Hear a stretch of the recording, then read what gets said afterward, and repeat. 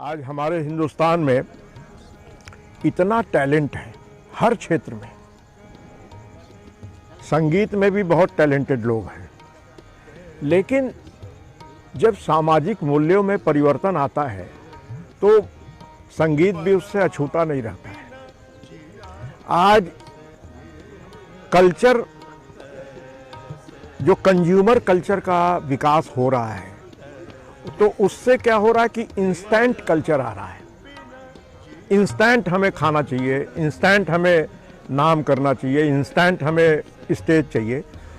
लेकिन जो प्राकृतिक नियम है वहाँ इंस्टेंट की व्यवस्था नहीं है।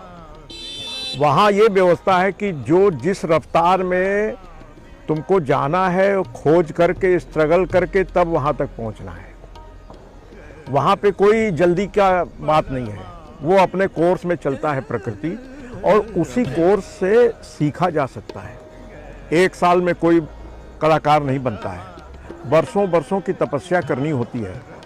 आज के कलाकारों को, जो नए कलाकार आ रहे हैं, उनसे हम सिर्फ इतना निवेदन करना चाहेंगे कि अपने बुजुर्गों का सम्मान करें, अपने बड़े कलाकारों से सीखने की अभिलाषा जागृत करें। दो चार बंदिश जानने से नहीं होता है। जब सैकड़ों बंदिश और सैकड़ों राग का जब जानकारी अंदर होता है, तभी वो आदमी सस्टेन कर पाता है अपने लाइफ में। पुराने ज़माने के जो संगीतकार हुए हैं, जिन्होंने 50-50 साल, 60-60 साल, 70-70 साल वो संगीत जगत में छाए रहे, तो उसके पीछे कुछ कारण रहा।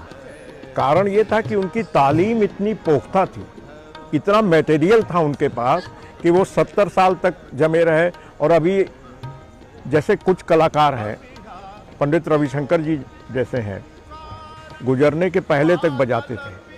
हमारे पिताजी 86 साल की उम्र में गुजरे हैं और गुजरने के पहले तक संगीत करते थे। पंडित किशन महाराज जी, पंडित शामता प्रसाद जी।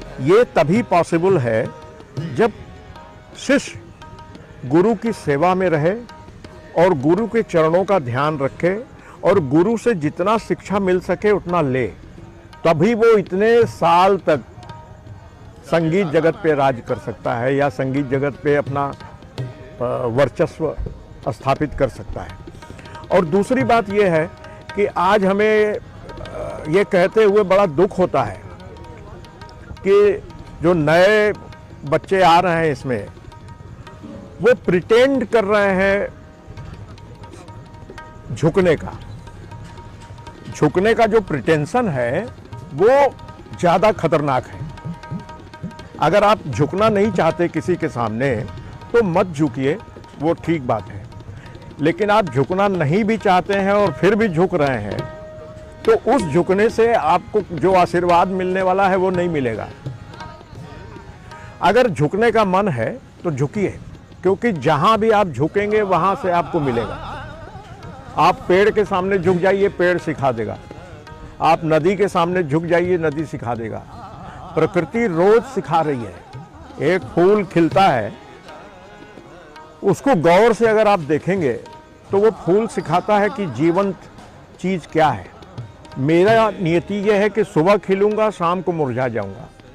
सूरज के साथ हमारी व्यवस्था है, वो सूरज के साथ अपने को बांधा हुआ है, प्रकृति ने उसको बांधा है। और हर चीज प्रकृति का सिखा रही है। एक पेड़ में इतने सारे ब्रांचेज आपको दिखते हैं। अब अगर सब ब्रांच ये कहे कि मैं अलग हूं, कैसे हो सकता है? सब जड़ से जुड़े हुए हैं।